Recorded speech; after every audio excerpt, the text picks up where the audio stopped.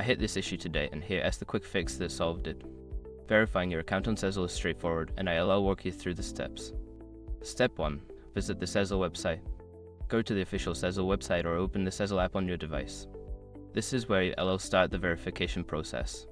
Step 2. Log into your account. Enter your credentials to log in. If you don't have an account yet, you'll need to create one first. Step 3. Navigate to account settings. Once logged in, find the account settings option, usually located in the top right corner of the screen. This is where you can manage your account details. Step 4. Start the verification process. Look for the verification section within your account settings. Click on it to begin the verification steps, which may include confirming your identity and linking a payment method. Step 5. Follow the instructions.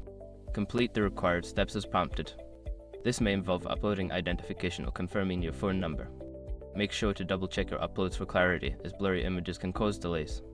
Once you've completed these steps, you should receive a confirmation that your account is verified. If you run into any issues, don't hesitate to reach out to Sezzle customer support for assistance. Happy shopping!